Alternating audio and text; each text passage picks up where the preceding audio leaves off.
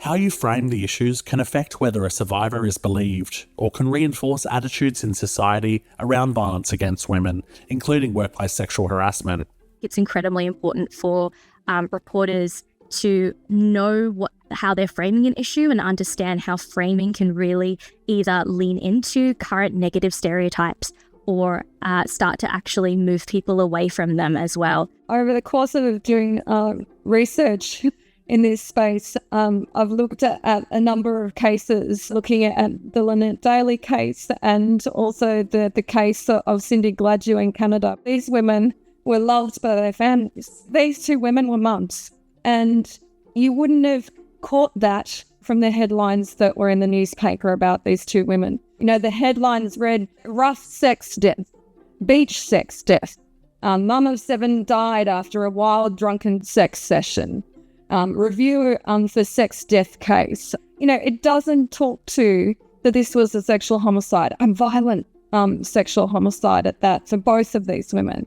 And so there's a real significant conversation to be had in the way in which we framed and diminished the value of these women in the media. We know that the power that Australian media hold, the language that they use, the framing that they use, the words that they choose to omit, the perspectives that they choose to include, and by extension, whose voices are therefore excluded, it absolutely plays a role in the public's perception of an issue. No single community has a monopoly when it comes to domestic and family violence. And yet, depending on who's telling the story, who's framing the story, whose perspectives are put forward, how it can be portrayed in mainstream media can have huge broader implications. Use active language with the perpetrator in view. To acknowledge violence is always a choice.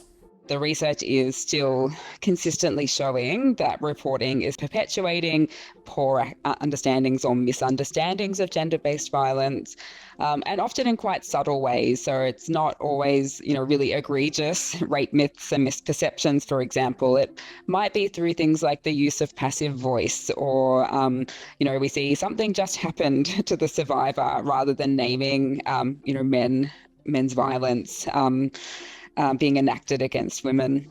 Check if your reporting or the quotes used blame victims or excuse perpetrators. Do they justify, trivialise or downplay violence? Reporting should never have any victim blaming undertones to that. It should always be centred that the perpetrator's to blame, not us, and to believe us as well. So no victim blaming, no slut shaming. Just keep centering around where that responsibility lies. The way that women dress is always a subject of controversy in a way that simply doesn't apply everywhere else. Whether you choose to cover, whether you choose not to cover, how much you wear, you're not wearing enough, you're wearing too much. If I'm writing verbatim what the offender or alleged offender thinks of these women, as happened in the Lynette Daly case, where one of the alleged perpetrators, or he's actually an offender now, he said boys will be boys and girls will be girls, and that went as a headline in our newsrooms. And so I think in those kind of conversations, it's thinking about the ethics of that. Are we comfortable with that being a headline on a sexual homicide? Yes, that was what was said in the court, but is that the headline that we want? And is that the value we hold in respect of sexual homicide? Consider if you are accurately representing the diversity of women and their experiences of violence in your reporting, particularly those who are disproportionately impacted by intimate partner violence. I actually think it's incumbent on all journalists to have a proper understanding of the consequences and the complications of the way that we report and the impact that can have on communities. And I think that if we don't understand our own bias and unconscious bias in the way that we use language, then we can inadvertently have big impacts on the way that people have these conversations and the way that stereotypes emerge and the way that impacts then the way people feel about their portrayal in the media. I think everyone in the disability rolls their eyes when we see the classic dark grimly lit shadow of a person in a wheelchair at a window looking very somber and sad, like things like that. Words you use, the pictures you use, music as well. Think about if it's a video, what are the kinds of music that you're using in conjunction with the story? Is it kind of a sad, somber tone? I found an article by Matt Cunningham, a journalist in the Northern Territory, where he was writing about Marcia Jones, and he said, this should have stopped the nation, how that lady was treated, and yet there was nothing. There were no vigils, there was no reaction, there was no call for change.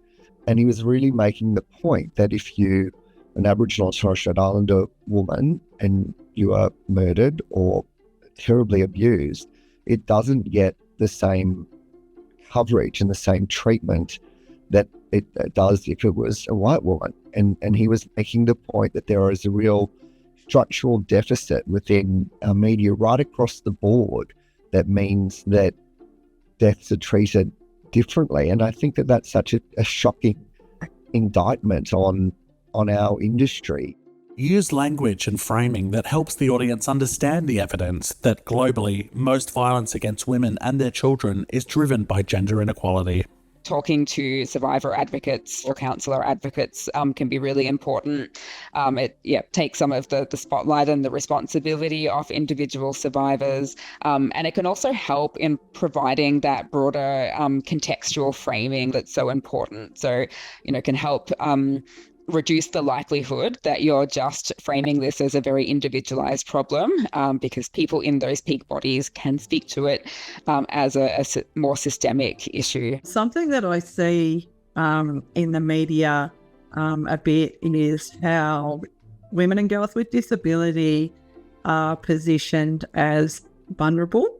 That's why this happens to us, because we as a human are vulnerable due to our disability.